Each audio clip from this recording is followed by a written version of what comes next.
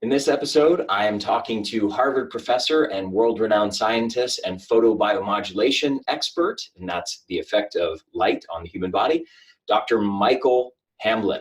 He's published over 400 papers on this subject and is widely considered the top scientist in the world on the subject of red and near-infrared light. And we are going to be talking all about red and near-infrared light, which is one of the most powerful medicines in existence. This is something I recently wrote a book on called The Ultimate Guide to Red and Near-Infrared Light Therapy.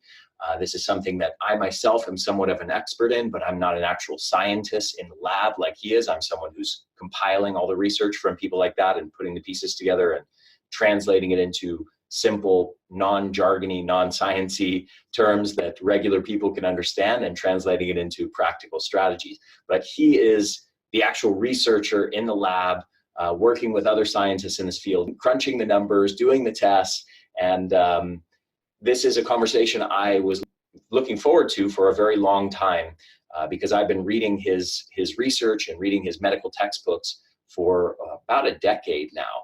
And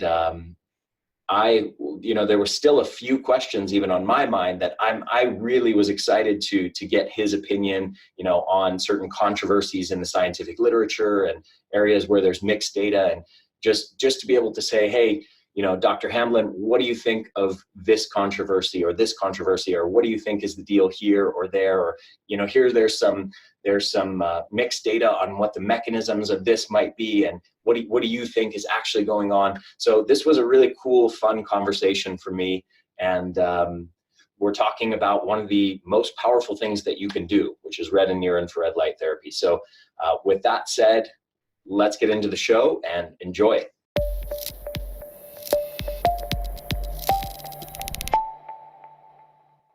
Hi, everyone. Welcome back to the Energy Blueprint podcast. I'm your host, Ari Whitten, and today I have with me one of the most respected, if not the most respected, light researchers in the world, Dr. Michael Hamblin. And I'll read you just a few points about his background and his bio. He's an associate professor at Harvard Medical School. He's a member of the affiliated faculty of the Harvard-MIT Division of Health Science and Technology. He was trained as a synthetic organic chemist and received his PhD from Trent University in England. He directs a laboratory of around a dozen postdoctoral fellows, visiting scientists, and graduate students. He's published 284 peer-reviewed articles, over 150 conference proceedings, book chapters, and international abstracts, and holds 8 patents. He's an associate editor for 7 journals, on the editorial board of a further 12 journals, and serves on the NIH, National Institutes of Health, study sections. And for the past 10 years, Dr. Hamblin has chaired an annual conference at SPI Photonics West entitled Mechanisms for Low-Level Light Therapy. So with all of that said, very, very impressive list of accomplishments, especially nearly 300 peer-reviewed journal articles and research papers. It is my pleasure and honor to welcome Dr. Michael Hamblin to the show. Thank you so much for joining me. Well, thank you, Ari. I'm not going to be picky, but that was a little bit outdated, that bio. I mean, for instance, I now have 423 peer-reviewed papers, and I'm editor-in-chief and a bunch of other things. But, these outdated bios develop a life of their own on the internet, and everybody continues to update them all the time, but never mind. Yeah, well, thank you for correcting me, and that's quite impressive that the number has increased that dramatically in such a short time. So this is what I want to talk to you about today is red and near-infrared and near-infrared light therapy. This is a subject near and dear to my heart that I've been researching for about 10 years. And not formally researching, but more reading the research from people such as yourself, actual scientists in the field. And I've read 2 of your textbooks, and I've also written a layperson's book on the subject myself. And I just find this topic absolutely fascinating, and you are pretty much the preeminent scientist or one of the top scientists in this field. So it's really a personal honor to have you on the show. I've really admired you from afar for many years now. And, I guess to start off, for people that are totally unfamiliar with this topic, can you explain what red light therapy and near-infrared light therapy actually are? Okay, so we call this relatively recently, about 3 or 4 years ago, all the scientists and doctors who were working in the field got together to decide on a single name that everybody could use, so we'd all be singing from the same hymn sheet. So that is now called photobiomodulation, all one word, photobiomodulation, abbreviated to PBM. And it replaces what used to be largely known as low-level laser therapy. As you point out, it quite often uses red or near-infrared light. But, way back, sunlight does a lot of the same things. And in the 100 years ago, they had electric light bulbs. So it's not a new concept. It's been known for centuries and, even thousands of years ago, actually. But, in the recent times, scientists have begun to take it seriously and have looked into a lot of the fundamental cellular and molecular mechanisms that underlie the effect. And it's rapidly growing, for sure. I have seldom seen any biomedical area that's grown so rapidly as in the last 5 years. And partly this is because LEDs, light-emitting diodes, have become relatively inexpensive and accessible. You can buy LED devices on the internet.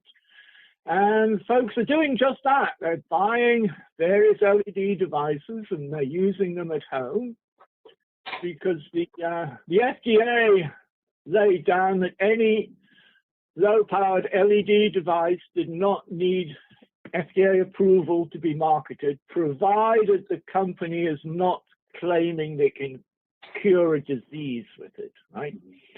The FDA calls this general health and wellness, and companies are allowed to market these devices for improving your health, but not curing a specific disease. Mm-hmm. And a lot of people now are getting confused because there's so many devices out there, and a lot of people can't.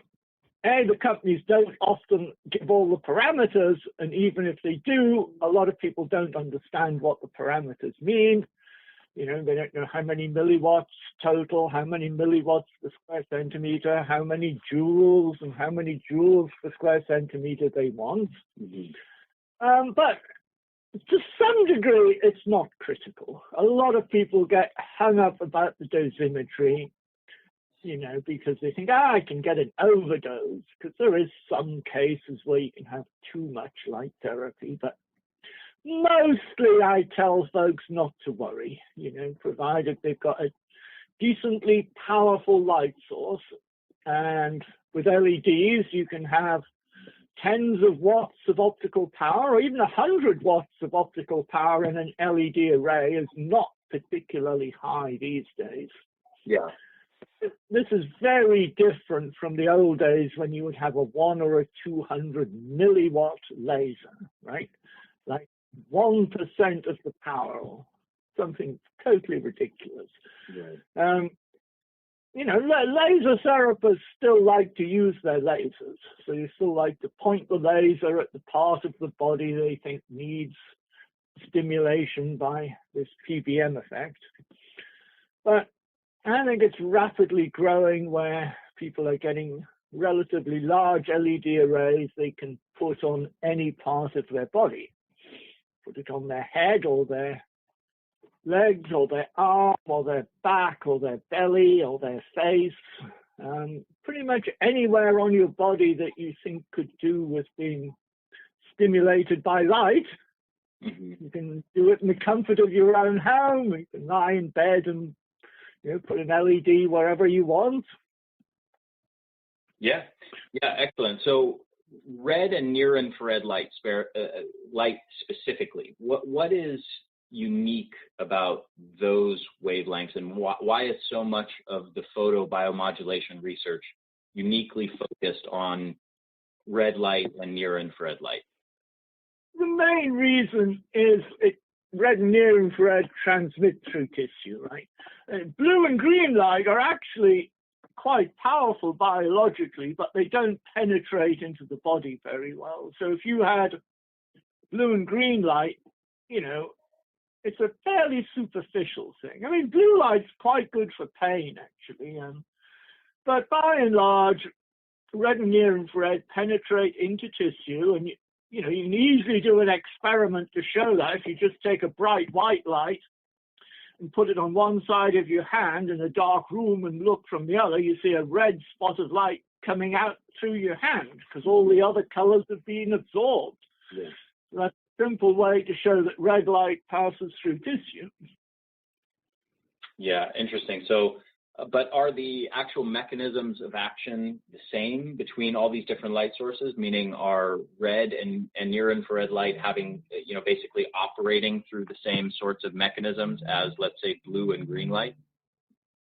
To some degree, but not completely. So the number of mechanisms that we understand for different wavelengths of light is constantly growing. Red and near-infrared are best understood.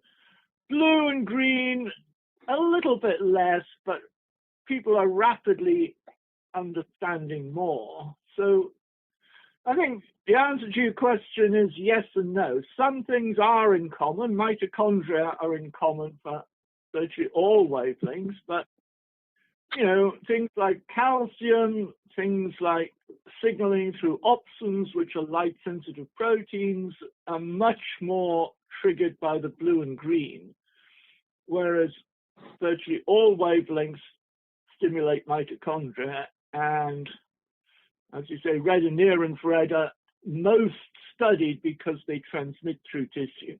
Okay. I want to dig into the mechanisms with you in a moment, but I have kind of a more broad question on this entire field of research, which is, there are a lot of people in conventional medicine who have either never heard of red and near-infrared light therapy, or maybe even photobiomodulation more broadly, or, just kind of assume that since it's not already integrated within conventional medicine, it must be sort of quackery and pseudoscience and not really have any evidence to support it. So is this really scientific, and why has this not already been integrated into conventional medicine in a really big way? Okay, so that's a question that has a lot of answers. I mean, one reason is the medical profession is notoriously conventional and a little bit suspicious, as you say, of things that are considered to be quackery and alternative complementary medicine. And I mean, another thing is that the mainstream medicine is firmly wedded to the whole concept of pharmaceutical therapy. The relationship between doctors and drug companies has never been closer. And the companies that make light therapy devices cannot see an attractive business model. I mean, they're not ever going to be like a prescription where you get a month's supply of pills. Can a doctor prescribe an LED light source, or will he just advise a patient to buy it themselves?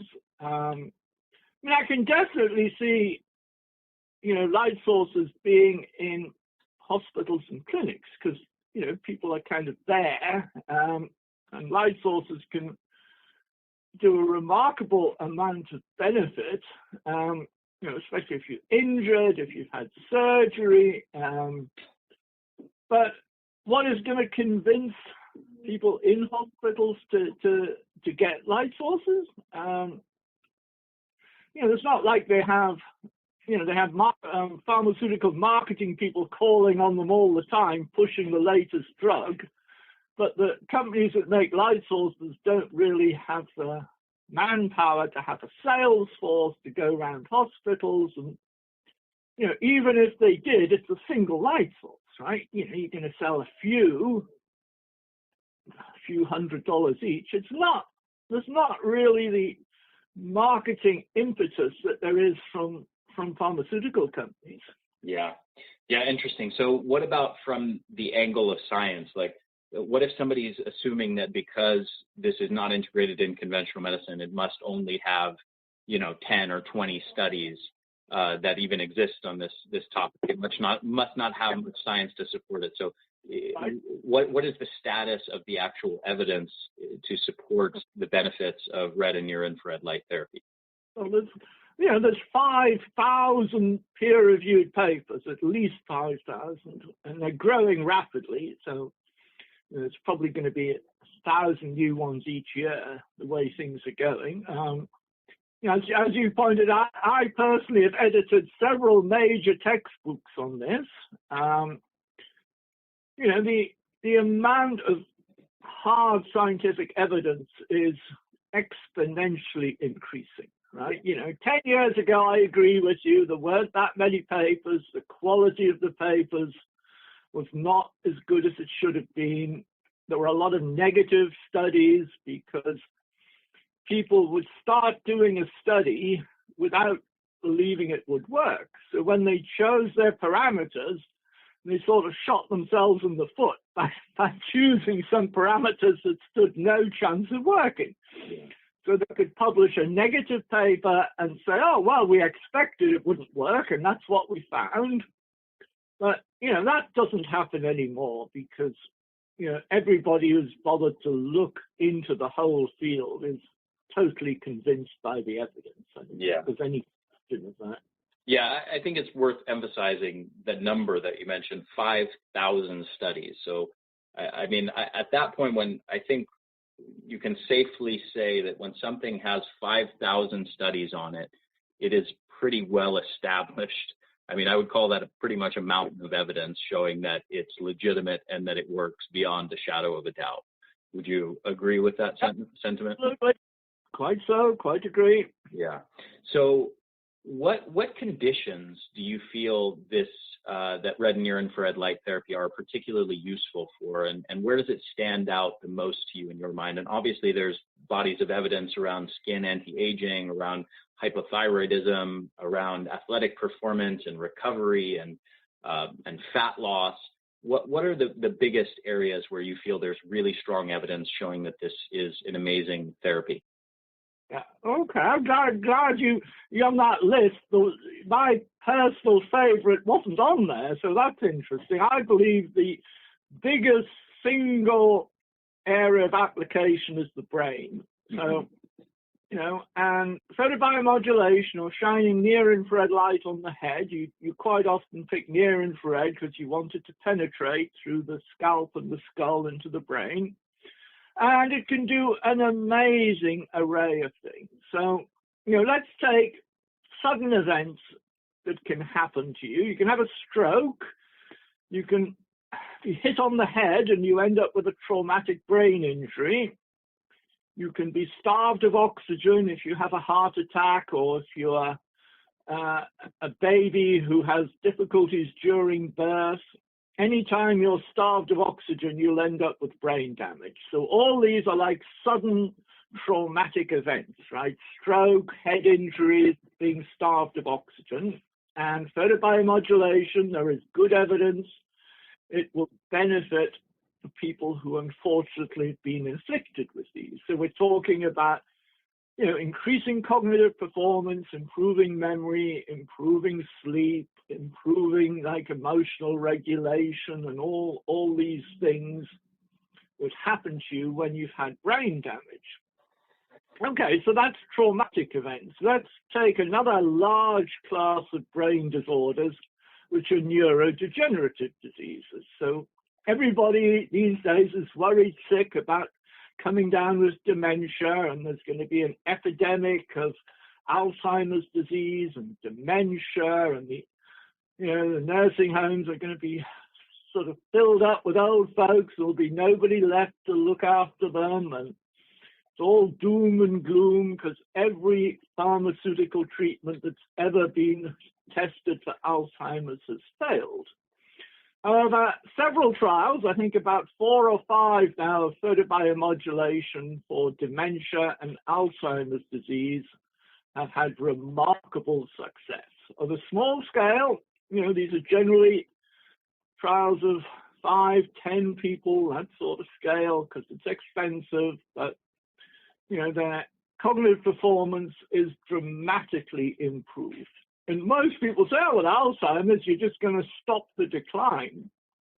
These are people who can start talking in sentences again after never being able to speak for months, people that can start picking up a knife and fork to feed themselves, people who recognize family members that previously they were just met with a blank stare, people that can remember which direction to go in if they're out.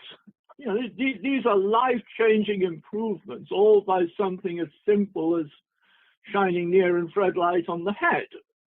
And then Parkinson's disease, where the leading researchers are in Australia. So they have treated, again, on a small pilot scale, people with Parkinson's disease, and they've seen dramatic improvements in movement, in handwriting, in speech.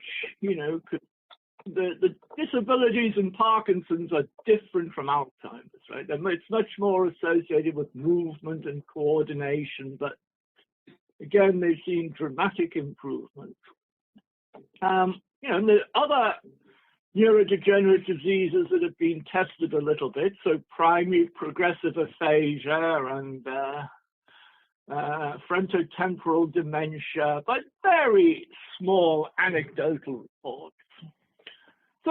So that's 2 big classes: sudden traumatic events that afflict the brain, slow degenerative brain disorders that primarily affect old folks. And the third big class is psychiatric disorders.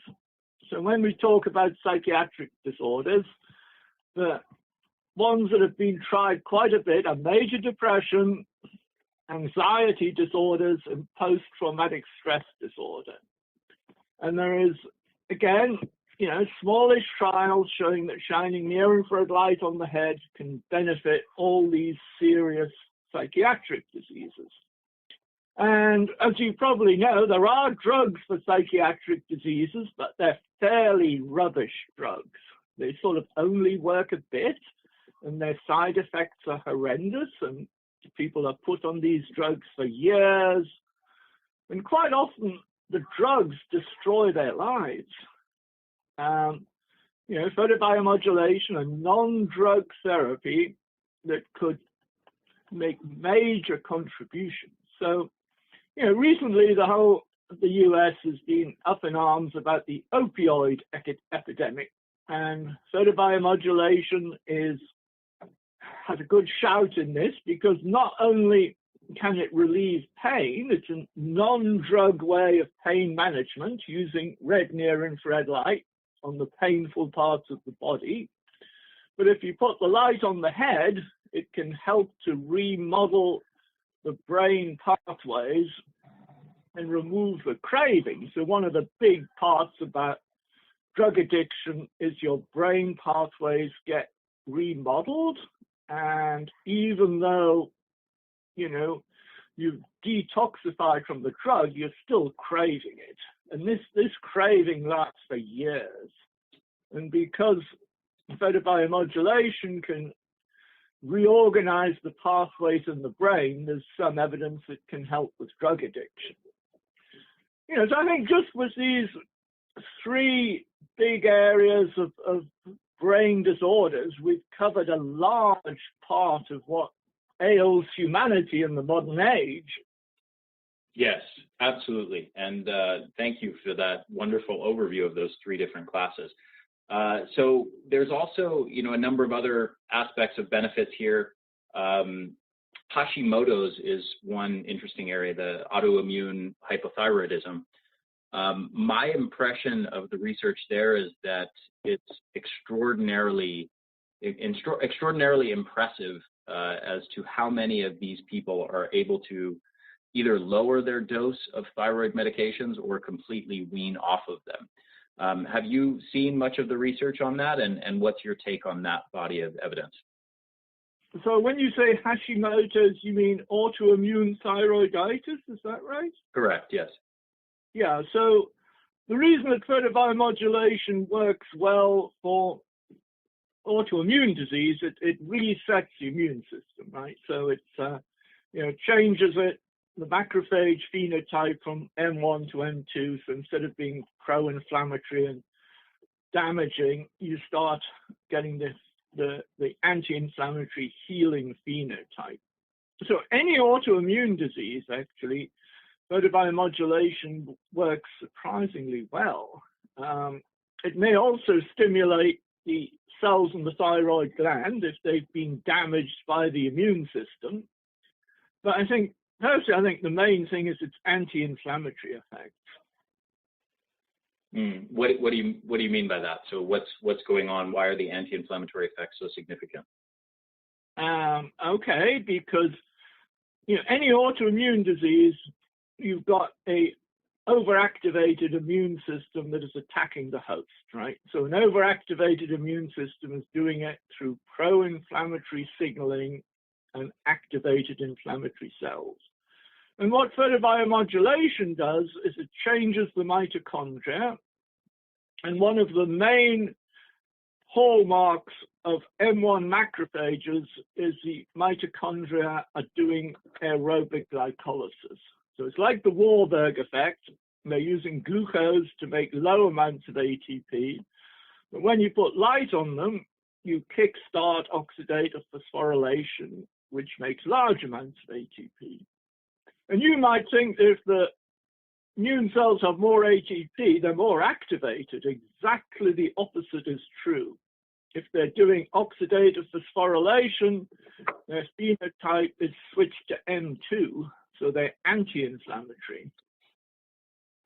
Fascinating. So I know that there's a number of other potential areas we could talk about here, but one area I'd love to get your opinion on is fat loss. And from what I can tell, a lot of the research that's in existence on that subject has used lasers, and a lot of the devices that are patented that are being used in sort of fat loss clinics are laser devices. Are you aware of any research around the use of LEDs for contributing to fat loss?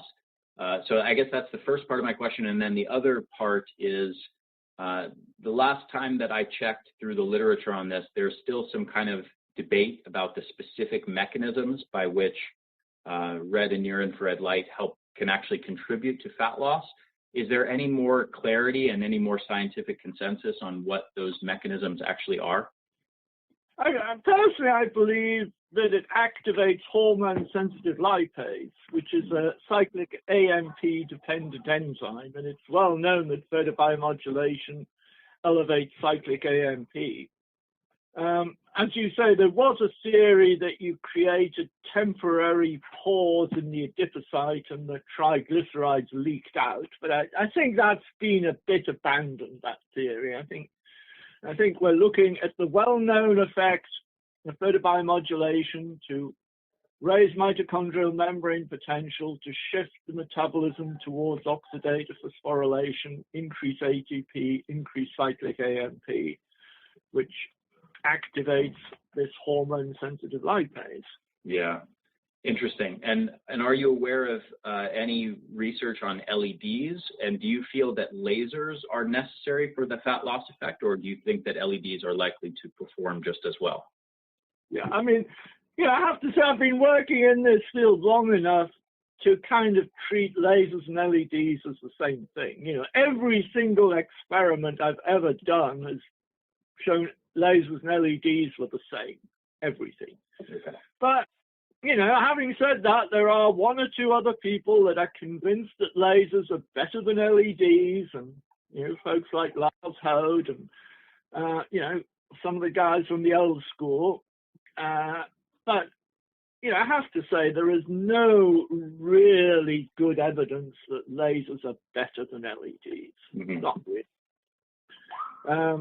since LEDs, you can get them a lot more powerful for a lot less money, what is known that you need enough energy. I mean, you're not going to get fat loss without putting a decent amount of energy into the fat. Okay. So trying to do fat loss with a focused laser beam, in my opinion, is, it's a bit like building a sandcastle with a teaspoon. I mean, you can do it, but it's going to take you a long time and it's going to be tedious. Yeah, absolutely. I want to dig into more of the lasers versus LED stuff that you're kind of getting at there. But I want to get into some of these other conditions as well. One more point on fat loss. If it's activating hormone-sensitive lipase and it's sort of freeing lipids from fat cells, from adipocytes. Right, it hydrolyzes the triglyceride into glycerol and free fatty acids. Right. So, and those free fatty acids and triglycerides are then entering the bloodstream where they can potentially be burned off. And does it make sense to you to time the red light therapy or near infrared light therapy before doing a bout of exercise, and maybe even in a fasted state, so that you really can kind of facilitate that fat to be burned off? I believe so. Certainly, it's well known that exercise and photobiomodulation combine very well together. And, it's also known if you do the exercise after the photobiomodulation, it'll work better. So that's what I would do. I would put the light on the fat, and, fairly soon afterwards, 5 minutes afterwards, I would do a bout of exercise. Okay, gotcha.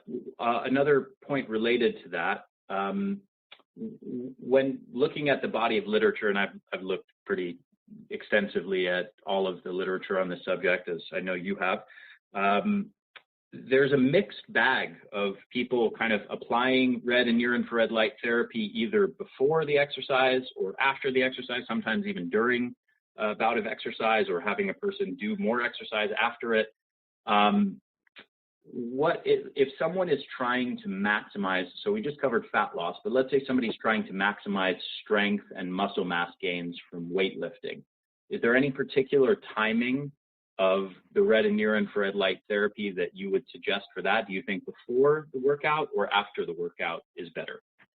That's a good question. And, the folks that are working in this field are undecided. I think I've seen that, if you really want to get the best outcome, you do it before and after, with a shorter time perhaps. So if you were going to do a 15-minute exposure to light, you could maybe do 10 minutes before and 5 minutes after, because, if you put the light on after the exercise, it certainly helps with better muscle recovery and less soreness and all this. But so it does if you do it before. Certainly, if you exercise every day and you use the light every day along with the exercise, then you get a dramatic improvement. So like, if you're doing weightlifting every day or you're doing running every day, if you use the light, whichever you prefer, before or after, I doubt it makes that much difference, actually. The big debate was when it was a single athletic event. So, if you have runners that are going to run a 100-meter sprint, and you're going to say, we're going to put some light on before they run, how long should it be? Should it be immediately before? Should it be a couple of hours before? And with small mice and rats, it's quite clear that 3 hours before is the best. But apparently humans are not mice, as people keep saying. Men and mice are different. And with humans, you can get a good result if you put the light directly before the exercise. Interesting. What about for skin anti-aging? I know you've done a review of the evidence on that. So what kinds of things is red and near infrared light therapy actually doing to have an anti-aging effect in our skin? And stimulating collagen synthesis, I think, is the main thing. So that, these fine lines and wrinkles will look smoother if you can stimulate some collagen synthesis in the skin, in the derm. It also helps with sort of pigmented spots and inflammatory spots, anti-inflammatory. And some people say that it just increases the sheen on the skin, and I don't know what the scientific measurement of sheen on the skin is, but I've heard people say that. Interesting. I can't say I've heard that one before. I know that there's a number of other particular things we could talk about, dental health, oral health. There's a number of studies related to that. I know that you've done a review of the evidence on treating osteoarthritis, for example. Are there any other notable areas where you feel red light therapy and near-infrared light therapy are just amazingly beneficial for any particular common health issues? Well, the most well-studied of any application of photobiomodulation is cancer therapy side effects. And maybe a lot of people don't want to think about that because they're hoping they're never going to get cancer, so they don't worry too much about the side effects they would get if they had cancer treatment. But for the unfortunate people that do have cancer, this is a huge, big deal. So oral mucositis, radiation dermatitis, peripheral neuropathy, chemotherapy-induced hair loss, even cognitive dysfunction. These are all really troubling side effects of cancer therapy, and photobiomodulation can help with all of them. Yeah, gotcha. I actually want to talk to you a bit about cancer, but so just to recap, I would sort of conceptualize the list of major health issues or major benefits of red and near-infrared light therapy as skin anti-aging, fat loss, muscle recovery, enhancing strength and muscle size gains, improving athletic performance, decreasing inflammation, and improving immune function and combating autoimmune disease, improving brain health in a number of different facets of that, as you mentioned. Cancer side effects, hair loss is another one that we haven't gone over. I know there's quite a bit of research on that, and there's a lot of different devices for combating hair loss. Osteoarthritis, oral health. Are there any other things that you think would be important to add to that list? Well, there's a lot of really annoying chronic inflammatory conditions. So tendinitis, things like carpal tunnel, like tennis elbow, a lot of these tendons, cartilage type things. And if you have chronic inflammation, it can be terrible. It goes on for years. And, people end up basically taking painkillers because there's nothing else they can do, quite honestly. Mm-hmm. So I think any of these chronic pain issues, the photobiomodulation is a great thing, and it will, at the same time, play a part in reducing this huge opioid epidemic that we have. Yeah. Actually, that reminds me. Obviously, helping to decrease pain and wound healing, I think, is another big area that I left out of the list. I know there's a ton of research on wound healing and kind of slow to heal wounds and that sort of thing.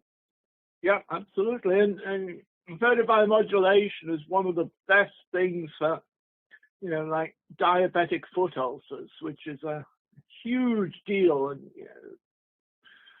thousands of people have amputations and things because of diabetic foot ulcers. Yeah. Another question kind of related to this, is there any area where you feel that there are claims being made that there's hype that isn't warranted by the evidence as it stands right now? And I'll mention one example. I'm curious to hear if you agree with me. But one area that I've seen people make claims around is increasing testosterone levels, that, by shining red light on your testicles, that you can increase your testosterone levels. And I thought that was fairly well established, but what do I know? Well, I've seen one or two papers. I mean, it's so obvious. You'd say, why would it not? because photobiomodulation stimulates the cells to do whatever they're meant to do, right? And Right. if you get old and your cells are not working quite up to how they did when you were young, photobiomodulation tends to make them more vigorous, if you want to use the word. Yeah. So, I guess that testosterone levels would go up. Yeah, I definitely agree with you that it makes sense, and it's very possible that it does. Just the research that I've seen, it seems to be, I've only found 2 studies on it, and they're both animal studies, and they don't really support the claim. One is with rats, where they shine the light on rat testicles, and they found that red light had no effect. Near infrared light had a very transient effect where it boosted it for like a couple days, then it went back down to baseline. And then there's another very obscure, weird study that used rams' testicles, and they were sort of pre-damaged, like they had been, I think, exposed to a chemical where the testicles were damaged previously, and then they shone red light on it, and it didn't increase testosterone, and it actually increased the damage that was already present. And so those are literally the only 2 that studies that I could even find on that topic. But that's interesting. I mean, it's an opportunity for somebody to do a trial, with volunteers, and I would use near-infrared LEDs, which are really available. I'm sure you must be able to measure testosterone production in human volunteers just with a simple blood draw, I would think. Yeah. So mm-hmm. it should be a relatively easy study to do, and I guess folks will be happy to volunteer for it. And I suppose you'll need a double blind, and you'll have a sham device, but certainly eminently doable. I'm surprised nobody's done it. Yeah, me too. And, obviously there's research, around fertility enhancement and sperm production and sperm motility and sperm count and those sorts of things, which is very positive. But, it's kind of strange that there isn't more research around testosterone. Right. Yeah. So, but is there any other area that you feel that there's kind of hype and claims being thrown around that isn't warranted by the evidence? I think the hype comes from certain manufacturers who have hugely overpriced, generally laser devices. And, you can tell that they're overpriced when you finally figure out what the power level is. The famous example was Q laser, right? I don't know if you heard the whole Q laser saga where Larry Little ended up going to jail for 12 years because he wouldn't cease and desist. He thought he was above the law. So No, I actually don't know about that. But he had this huge manual, and he claimed to treat every known disease under the sun with his Q laser, which was pretty underpowered laser, actually. Mm-hmm. And that was one of the reasons why the feds took him to court, was because of this manual, which was a bit ridiculous, actually. Yeah, there was some truth, a little bit of truth in it, but once you understood that he had this ridiculous device and he was charging thousands of dollars for it, you could see it was hype. Yeah, interesting. So I want to dig into mechanisms a bit with you, and I know that this, in your most recent textbook, you kind of broke it down into cellular mechanisms, tissue level mechanisms, and one other category. I'm forgetting exactly how you framed it all. But there's the first level is molecular. You need a chemical chromophore to absorb the light, right? Something actually has to be colored, usually, to absorb the light. Although, when you get to longer wavelengths like 980 and 1064, the chromophore could be water. But most of the time, the chromophore is a colored molecule because it absorbs light. And cytochrome C oxidase happens to be the only molecule in human cells that absorbs near-infrared light to any appreciable extent. other colored molecules, flavins and porphyrins and opsins, what have you, but they're generally absorbing shorter wavelengths than cytochrome C oxidase. Okay, so we start at that molecular level.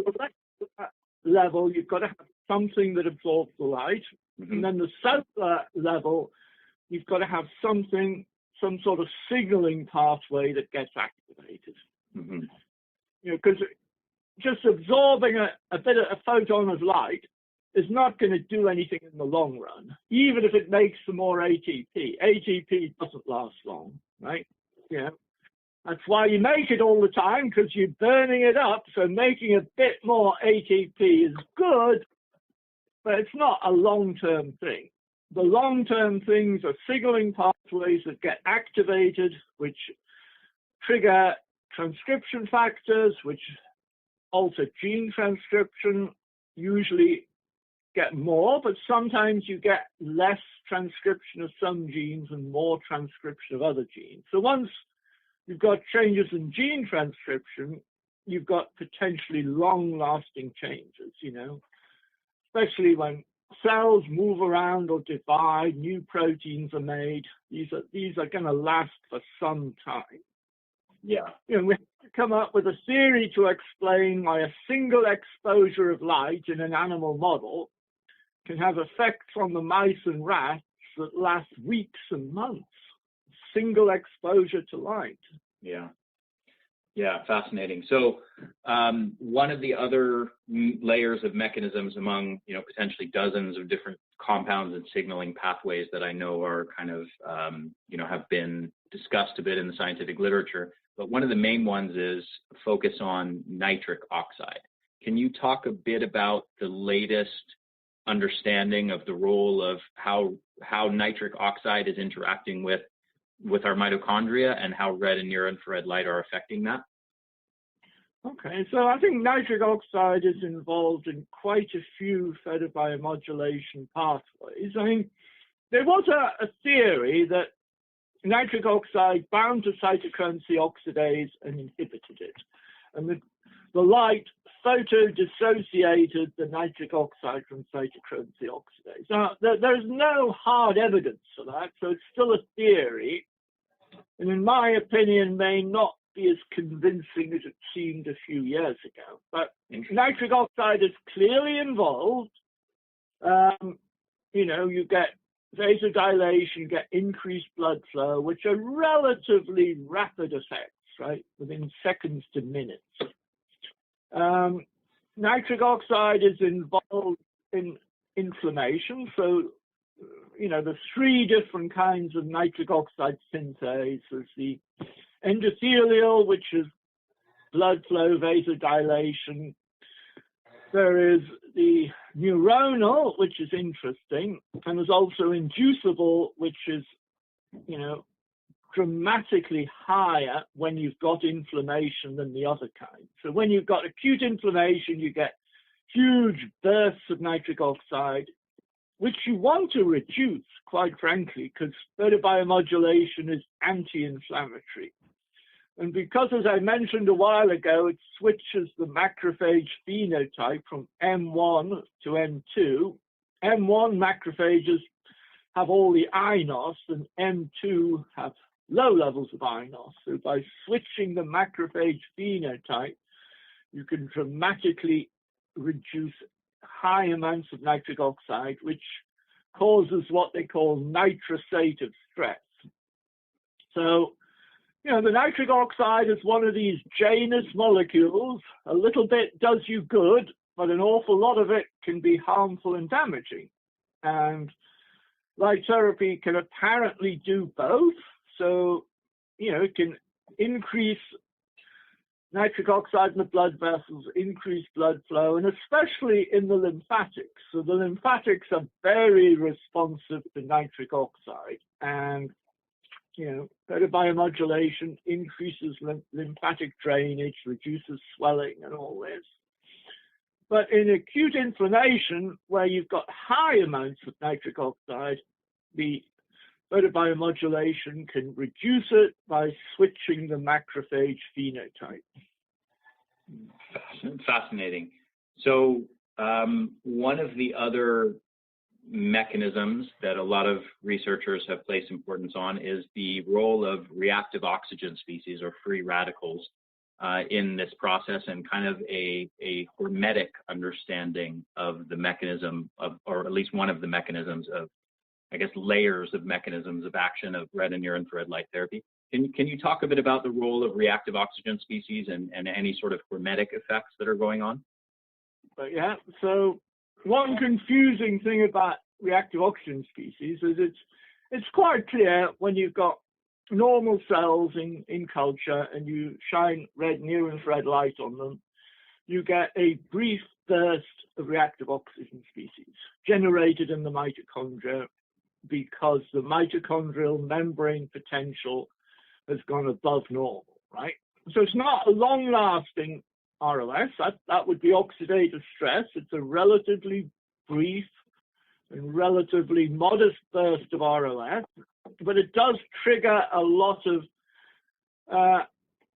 redox sensitive signaling pathways. So you get antioxidant enzymes produced in response to this bit of ROS that you've triggered. Now, let us take an analogous example where you have pre-existing oxidative stress, okay? The reason you have pre-existing oxidative stress is you have mitochondrial dysfunction. So your mitochondrial membrane potential is below normal, and your mitochondria are then constitutively producing ROS. But when the light raises the mitochondrial membrane potential back to baseline, the oxidative stress goes away, so the ROS goes away. So because you always get ROS when you change mitochondrial membrane potential. So when it's baseline and it goes up, you get a brief burst. When it's depressed, you get ROS, but when you raise it with the light back to baseline, the ROS goes away. So that explains why photobiomodulation can increase ROS and decrease ROS depending on the pre-existing level of oxidative stress. Fascinating stuff. So another couple sort of more potential speculative mechanisms are the effect of red and near infrared light on water viscosity inside of the cell, and this relates to Gerald Pollack's work in the fourth phase of water, and and there's a number of related studies to this idea that it's affecting the viscosity or the structure of the water in the cell, and that's influencing either signaling pathways or just energy generation by the mitochondria in the cell. That's one. And then the other one is there's also some research around how red and near infrared light interacts with metabolites of chlorophyll in a way that helps the regeneration of ubiquinone, of CoQ10 inside of the cells. Are you familiar with those layers of research at all, and what do you think of those potential mechanisms? Well, certainly, wavelengths which are longer than, let us say, 950. So 980 is a good example, 1064, 1070. These wavelengths are actually quite powerful to do photobiomodulation, but they're not obvious that there's any other chromophore other than water. So once you've accepted that water is the only chromophore that can absorb these wavelengths, you need to come up with a mechanism.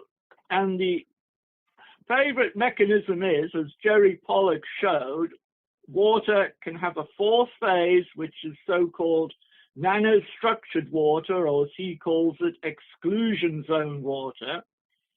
And it has different absorption coefficients, right? And that's, Jerry Pollack's studies are quite clear that if you shine different wavelengths of light on this nanostructured water, it does things. It does things that regular bulk water doesn't do. And once the water can change, the proteins that are in the water can change.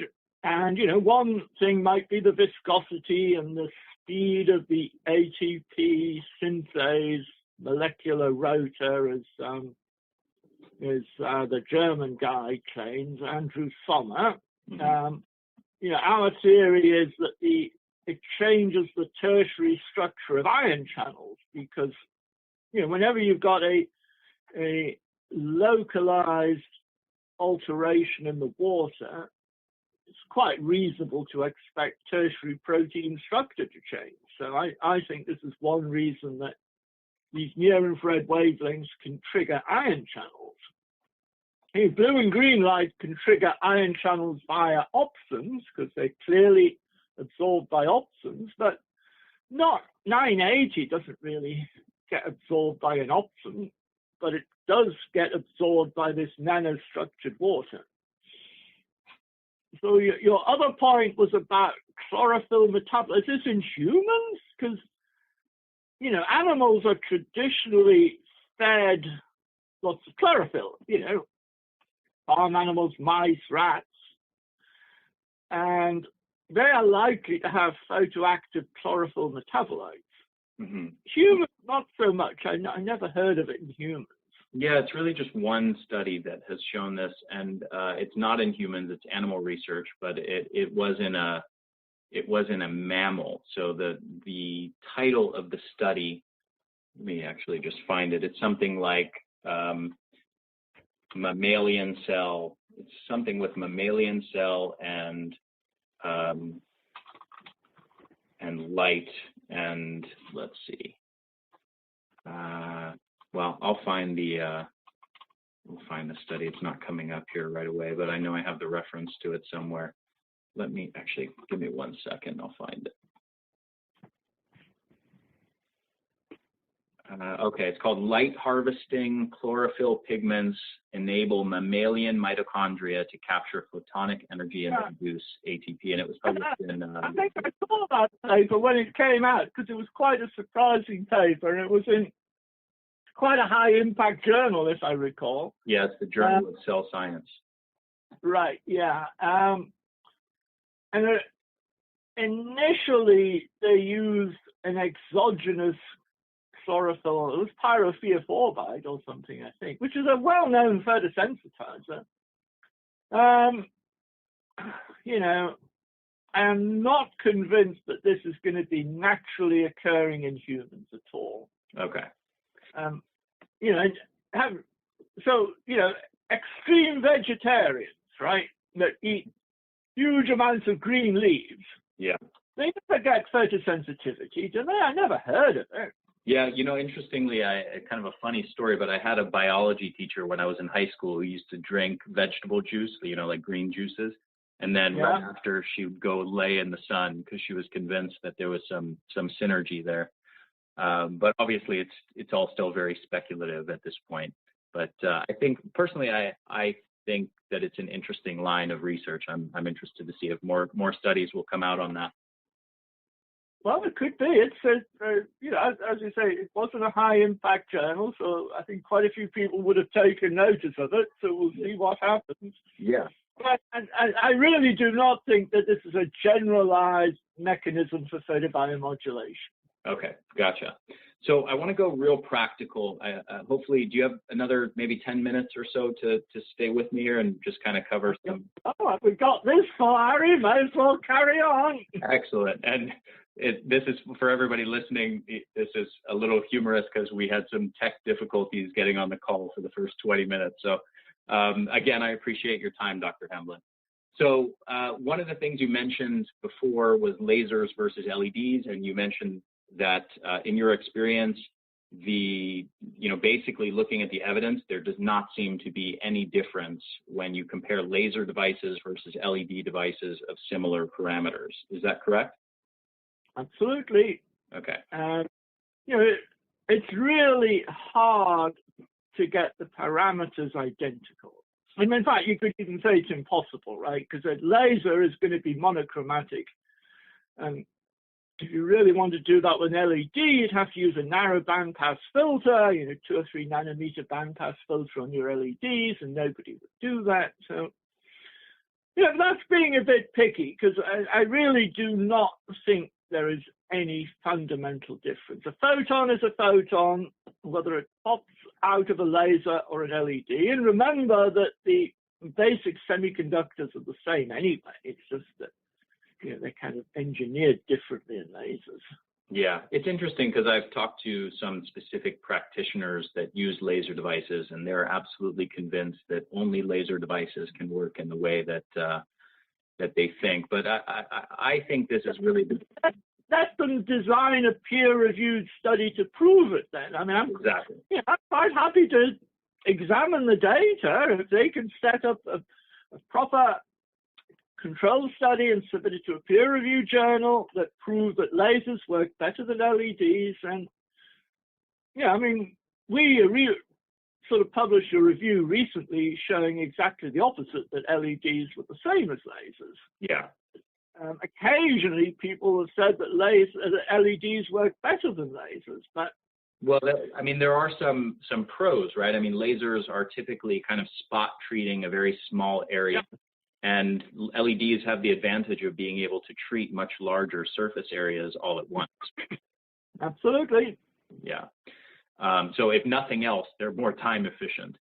And a lot more economical. So on a dollar per watt basis, a laser is 100 times more expensive than an LED.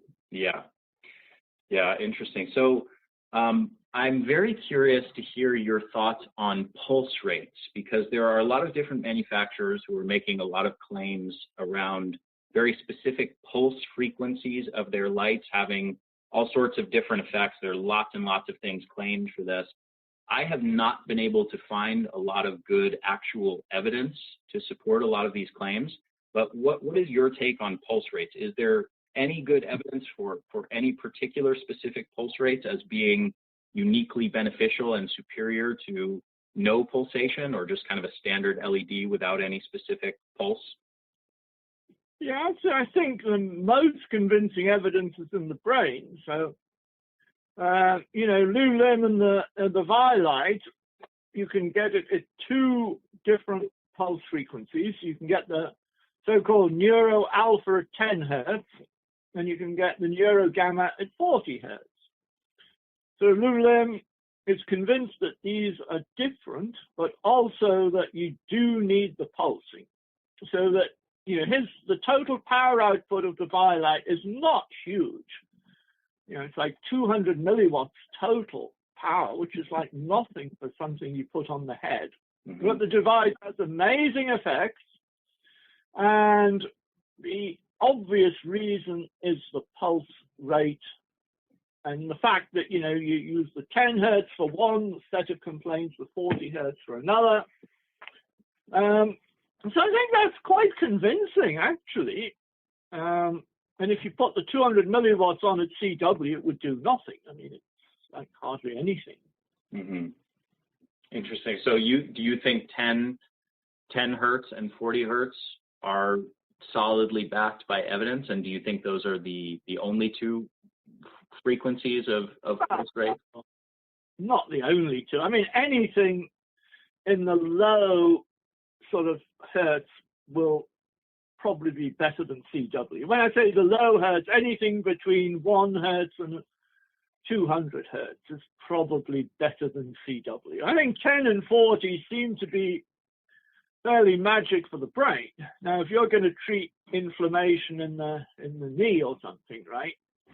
Yeah, I'm quite prepared to believe that some kind of pulsing is better than CW. But so what is CW? Continuous wave. Okay.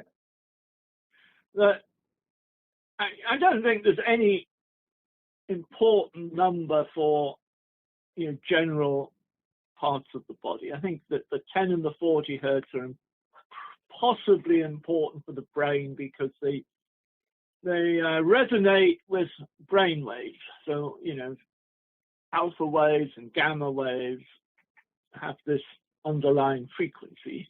And okay. The light resonating with the brain waves, you can imagine it would do something additional. Okay. Now, when we're talking about an additional effect, are we talking about the difference between let's say you use a continuous wave device as just a standard LED panel kind of shining through your forehead on your brain, versus the Vi-Light pulsed at a specific frequency, are we talking about maybe an additional benefit of 20%, or are we talking about the difference between not working at all versus working? Well, personally, I think I'd be really surprised if the 200 milliwatt Vi-Light worked at all at CW, because it's such a small amount of power. Yeah.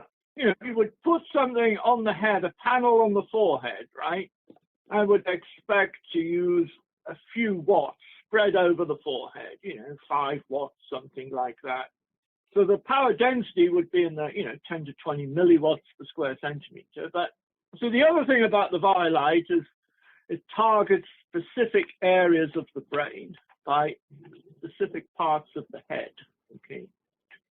Now, whether this is real and, because the power is so low, it's difficult to see it really penetrating the scalp and the skull and getting into the area of the brain. But Marnie Naser does have good evidence that the area of the head that you put the light is important. Yeah.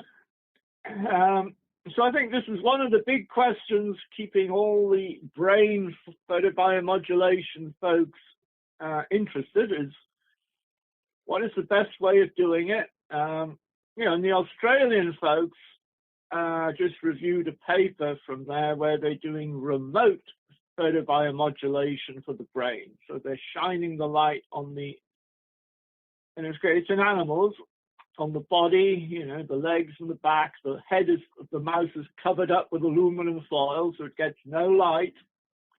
And shining the light on the body clearly benefits the brain, no question.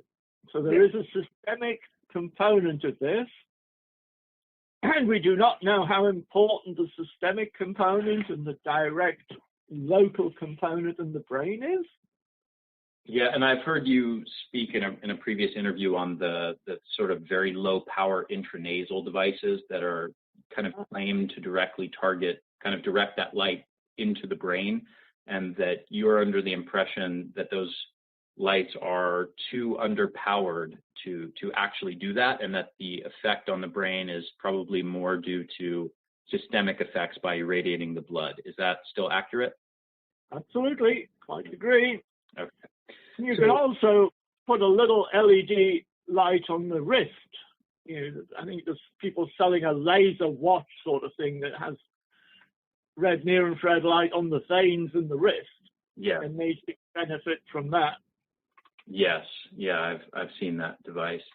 I believe it was called the Quantlet from Jack Cruz and Ruben Salinas, if I remember correctly. So I want to talk to you on a very practical level. What are your thoughts on dosing and devices? So first of all, there's so many different parameters that are used and different devices that are used in the actual studies. What do you feel are optimal power densities? And I know that maybe that differs depending on whether you're trying to target more superficial skin issues for anti-aging versus you're trying to target deeper tissues. But do you have any thoughts on what the optimal power density for a device is? Well, it varies a lot. I doubt the power density is critical, right? I think the total energy is probably the most important thing. And also, it depends what area you're irradiating. If you're irradiating a big area, like the whole body, right? 10 or 20 milliwatts per square centimeter is high, because you're putting energy into the whole body. The body surface area is 2 square meters. So if you're in a Novo Thor, which is a whole body light bed, and you're getting 10 milliwatts per square centimeter over 2 square meters. 2 square meters, of course, is 20,000 square centimeters. So that is 20,000 times, what do you say, 10 milliwatts times 20,000, 200,000 milliwatts, or 200 joules a second of energy, right? 200 joules a second. So that is 12,000 joules a minute, and 10 minutes, 120,000 joules of energy. You know, so it adds up. Yeah. It's not a big area. Yeah, I think a few thousand joules of energy is what you want from a photobiomodulation treatment. You know, if it's only a few hundred joules, it's probably not enough to do anything, unless it's very carefully targeted to specific areas of the body. You know, but you know, for a typical photobiomodulation session on the brain, 3,000 joules is about right. Okay. You know, so how does this relate to like joules per square centimeter? well, the typical joules per square centimeter is 2030, 10, 20, 30, something. I think the total number of joules of energy is what you should be worried about. Okay. You know, because if you have a tiny focused laser beam, and I've seen people claim this, they say, oh, I've got 100 joules per square centimeter because you've got a tiny little beam on a 1 square millimeter or something. You know, that's just ridiculous. Uh-huh. I gotcha. So when we're looking at specific areas, we're searching, like, let's say somebody's trying to do skin anti-aging on their face. How many joules would they want to deliver to that region of their body in a given treatment? Okay, well, let's say they've got, it depends how big their device is. Let's say they've got a face mask, right? A face mask must be several hundred square centimeters. Mm-hmm. Say 500, I'm just guessing. So if they had 10 joules per square centimeter over 500 square centimeters, then that would be 5,000 joules. So, you know, usually in a few thousand, usually. Okay. What's the range of like low and high in terms of joules to have a specific effect? Over a good area. Yes. I mean, you know, you can obviously overdose on light. So it's not common in humans, I have to say. You know, most of the studies showing a convincing biphasic dose response have been done in cells or animals. But, you know, we do assume that you can overdose in light in humans. So, you know, as I say, 10 minutes in the Novo Thor will get you 120,000 joules of energy. An hour's sunbathing, let's say you put your sunscreen on so you're not getting any UV, and you put your shorts on, you go and lie in the sun in the middle of the day in a moderate latitude. In 1 hour sunbathing, you'll get 1 million joules of optical energy because the area is in the hundreds of square centimeters. With a focused laser beam, you're lucky to have 1 square centimeter. Right. So, you know, if you've got a focused laser beam, 10 joules per square centimeter is probably fine. You know, you've got to pick something, and that seems to be what people sort of like. Mm-hmm. But if you've got LEDs, you have the same dose. We're not saying it's totally different. Right. Because the area is a huge amount bigger, the total number of joules is 100 times bigger or 1,000 times bigger.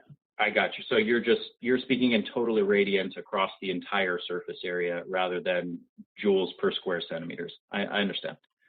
Right. Okay. So in terms of devices, is a larger device, like let's say something like a Novo Thor or just a very, very large head-to-toe LED panel, always superior to a smaller device? And is there a place for maybe higher power densities for doing more targeted treatments of specific areas and reaching deeper tissues where that's actually superior to doing some of the low power density stuff that are, you know, full body sort of light panels? Probably. The answer is probably correct. So if you're treating, you know, orthopedic conditions, arthritis, especially in the hip or the shoulder, which, apparently are fairly deep joints, then you might want a fairly high-powered laser beam to get down there. And then there's a whole other discussion of whether if it's a super pulse laser, does it really penetrate deeper, which is still a little bit of an open question, actually. Yeah. But yeah, I'm prepared to agree that for some deep tissue conditions, a focused laser beam may be more effective than a large LED array. What about an LED panel that just is higher power density, where you have a fairly high wattage LED device that you're using from a closer distance? Would that be more? That should be fine. Yeah. Okay. I mean, if I take a flashlight and shine it through my hand, like the example that you gave earlier, if I put that flashlight, if I press it into the palm of my hand, I'm going to see a lot more light come out the other side, as opposed to if I just move that flashlight a few inches away. So absolutely. Okay. Do you have any thoughts on treatment frequency? And this is another area where the research is kind of a mixed bag of everything from, once every few weeks to twice a day. So do you have any thoughts on what optimal treatment frequency might look like? I think it depends on the severity of the problem. Like, if somebody has like a brain problem, Alzheimer's disease, let us say, I think initially you want to treat at least every day. And I wouldn't argue against twice a day, but for brain things, you quite often treat before bedtime because it sends you right off to sleep. So maybe you don't want to do it in the morning as well. Mm-hmm. I think daily before bedtime for anything to do with the brain is good. And if you have an injury, right, you sprain your ankle or you have some kind of injury, and if you have a LED device at home, I would use it at least every day, certainly to start with. I mean, the reason that people are treating twice a week or 3 times a week is that folks have to travel to some doctor's office or clinic to have lights shone on them, right? Because they're in a trial, or they have a therapist who is treating them. And when you think of it, do you really want to get in your car and drive somewhere to have light shone on you? I mean, people say I can shine light on myself if I have the right kind of light source. So I think as home use devices proliferate, I think people will treat themselves when they need to, possibly every day, maybe even twice a day. Most people can figure out for themselves what works. And I've even heard of a few people who reduced the frequency or the total dose or something because they thought that less is more. And this is the key thing in the biphasic dose response, is to realize when less is more. Yeah, and I wanted to ask you about the biphasic dose response, and basically for listeners, this is just the idea that a much larger dose, a higher dose, can actually provide less of an effect than the right dose at a smaller dose. But I have heard, on the subject of anecdotes, I have heard a number of people with reports that some of the high-powered, very large sort of head-to-toe devices actually make them more fatigued, and that they don't feel as healthy as a result of that. And I'm just curious if maybe the really large, high-power devices, sort of the head-to-toe LED panels, might actually be more prone to overdoing it when it comes to the dose. Okay, that's interesting you should say that, because it's becoming apparent that humans are not genetically identical, and that humans can be divided into 3 groups. So there's a fairly small group that are like super sensitive to light, like hyper responders, right? There's quite a big group, the majority, who are in the middle. And then there is another group, a third group, that are like non-responders. You can give them as much light as you like. It will have no effect at all. They're like blocks of wood, right? Now, the majority of the normal people, that all the dosimetry is usually tailored for. But the hyper-responders are the ones that tend to complain that they got too much, that they didn't feel good, they couldn't get to sleep, they were G'd up, and all these complaints that you get. And, a few folks are now saying that you can identify these people before you start. Now, we're even talking to the Australian folks about coming up with some questionnaire that you could give these folks to try and identify the hyper responders. Because for sure, you should give them a lot less light. And because these are the ones that are going to complain that they got too much. Gotcha. But otherwise, in general, earlier in this interview, you made it really sound like there's not a huge concern around overdoing it. The research indicates that it's pretty darn safe and that the dosing parameters are pretty large, such that it's not that easy to overdo it and get negative effects. Would you say that's accurate? I think that's absolutely accurate. And even if you do get a negative effect, it's really unlikely to last, do anything other than transient, Okay. The next day, I think whatever it is they're complaining of will have worn off. Okay. So my final question for you, and I really appreciate the time that you've put into this. It means a lot to me. But my final question to you is about sunlight. And this is something you mentioned in passing a couple times earlier. Sunlight has some of the same benefits as you might get from a near-infrared light or red infrared light, LED panel, or laser device. Is it possible to get all of the benefits of red and near-infrared light therapy from sunlight exposure? And what do you think are some of the kind of pros and cons of sunlight versus a red or near-infrared light LED panel? Well, you know what the Oscar Bernhardt said in the 1930s? He said, if you go and lie on the sun on the beach, all you get is a sun bath. But if you go and lie in the sun up in the mountains, which he had a clinic in the Alps, you get a medical treatment. And it does appear that the altitude has a major effect on the effects of the sun, as they call it, heliotherapy, which is why all these clinics for heliotherapy were built in the mountains. I mean, I have a personal theory that the reason to explain that is the oxygen tension. So because the PO2 is less up in the mountains, your mitochondrial metabolism is different. So the effect of the light has a different effect. Now that would obviously be testable because you could use near-infrared light up in the mountains and see if it behaves the same as it does at sea level, but I don't think anybody's done that experiment. But there is some reason why the sunlight is more effective up in the mountains. But I don't think the effects are identical now. I mean, people say that it helps their mood and things to be out in the sun, but I doubt you could treat Alzheimer's disease by sunbathing. I really doubt it, where it's quite clear you can treat it with photobiomodulation. Gotcha. Yeah, that's a nice way of encapsulating the benefits.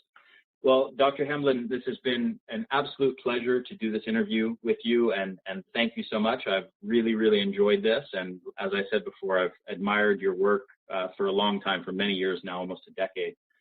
So it's an honor for me to have done this with you. Thank you so much for your time.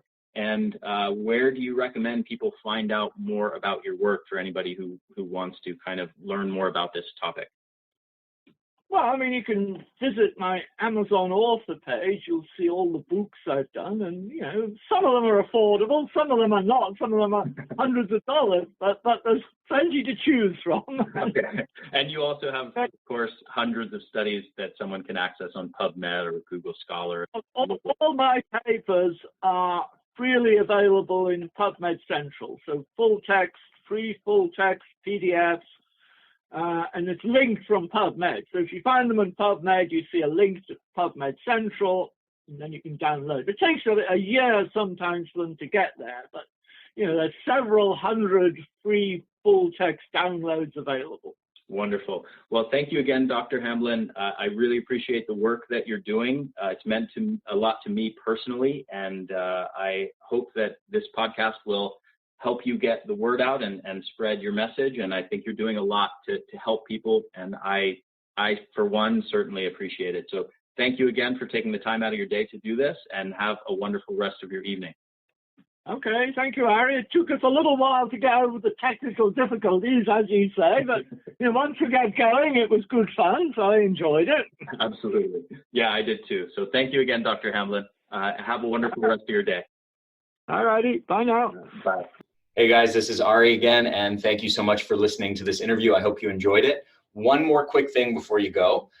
Many of you know that this is a subject near and dear to my heart because about 6 months ago, I wrote a book called The Ultimate Guide to Red Light Therapy, How to Use Red and Near Infrared Light Therapy for Anti-Aging, Fat Loss, Muscle Gain, Performance, and Brain Optimization. So it's a long subtitle, it's a mouthful, but the truth is that it's good for not only those things, but as you've heard in this interview, many more things. So I actually had to shorten the subtitle. It could have been a list of 30 things there. So anyway, I want to let you know that I published this book. It's been a wild success, far more than I imagined it to be, because it's such a niche topic, light therapy. And I wouldn't have thought so many people were interested in it, but it's actually sold over 25,000 copies just in the last 6 months or so since I published it. You can get it on Amazon.com. We also have a link to that on the page. So on the podcast page, we have a link to it for this episode. So if you just go to theenergyblueprint.com/blog or Red Light Therapy and find this interview with Dr. Michael Hamblin, there's a link there. Or you can just go to Amazon.com, look up my name, Ari Whitten, or look up The Ultimate Guide to Red Light Therapy. And it is pretty much the book on this topic. There's a couple other books that have been published. I will say, obviously I'm biased. However, I will say very definitively, as verified by many, many other people, that my book is by far the best on this subject. Other than, of course, I'm speaking about books for regular people. There's also medical textbooks, for example, written by Dr. Michael Hamblin that are excellent, but not really very accessible for the average person. So as far as books meant for people like the majority of people of listening to this podcast, the majority of you, this is pretty much the book to get on it. You can get it on Amazon.com, and basically it'll take you through everything you need to know on a practical level, which devices to get, which are the best devices on the market, how to use them for different purposes. It'll take you through over 300 studies on red and near infrared light therapy for all kinds of different conditions, from combating neurological diseases to depression and anxiety to hypothyroidism and other autoimmune conditions, to healing wounds and tendinitis, to skin anti-aging, to accelerating fat loss and increasing strength and endurance and recovery from exercise, and really a whole lot more. So there's just amazing array, as you've heard in this interview. There's an amazing array of benefits from this, and this book is basically just a very direct, to the point, practical guide to everything you need to know of how to get these devices, which devices to get, what are the best devices and companies on the market, and how to use them. Very specific practical guide as far as dosing for specific contexts. So this book takes you through everything. There's also a frequently asked questions section at the end, sort of where I compiled literally questions from hundreds of people that are essentially every question that you could possibly come up with. Every question that I literally could come up with or asked people to come up with is answered in this book. So get it from Amazon.com. Again, thank you guys so much for listening. Go grab the book. Go get yourself one of these devices. Go start using red and near infrared light therapy in your life. It's really one of the few big breakthroughs in modern natural health, and it's just an essential tool in your toolkit if you are a health conscious person and you care about things like enhancing your energy and your brain health, and you want to look and feel younger. So Thank you again. And I hope you will go grab the book from Amazon, and I'll talk to you again in next week's podcast. And one more quick thing before you go, just make sure to subscribe to our YouTube channel, The Energy Blueprint, and also make sure to subscribe to this podcast on your favorite podcast platform, whether that's iTunes or Stitcher or anything else. I hope you guys enjoyed this interview, and I will see you again next week.